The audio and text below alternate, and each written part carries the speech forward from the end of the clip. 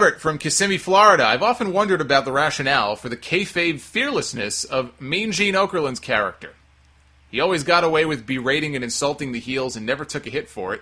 I recall him telling Jake Roberts, "You make me sick," and saying to the natural disasters, "You stuck your nose in where it didn't belong," and calling the colossal connection the colostomy connection. That was kind of funny. Among other things, and he always got away with it. When surrounded by the angry trio of Paul Orndorff, Roddy Piper, and Cowboy Bob Orton, who were upset because he'd interrupted their workout, Okerlund defiantly responded, "You can't intimidate me." Instead of hitting him, they just escorted him from the gym and beat up a random passerby instead. Other interviewers have taken a bump for much less and often seemed intimidated by the heels. Even Jim Ross took a few stunners. Jim Ross took a lot of shit.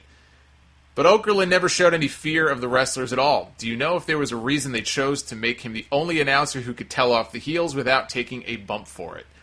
I have no idea. I don't know if it was something that he had in his contract, that he couldn't take any physical bumps.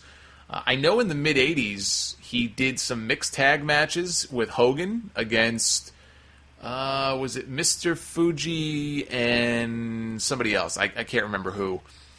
So he actually did wrestle a few times, but yeah, I mean, now that you mention it, I grew up on Mean Gene, not in the AWA, I grew up on him in the WWF, and then he had the later years in WCW. I can't remember him ever taking like a real bump.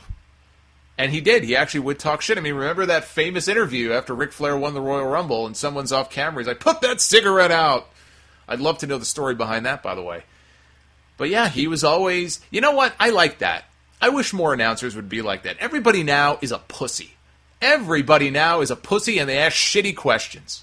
Mean Gene actually asked questions that mattered. He would stand up to people. He would get in their face. He wouldn't back down from them.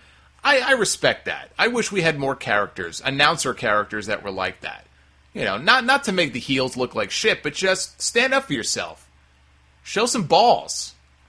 That's what I liked about the Mean Gene character. He never seemed to care. He didn't let it bother him. And if he happened to be doing an interview at a certain SummerSlam and a sign fell behind him, he would turn around and say, "Fuck it."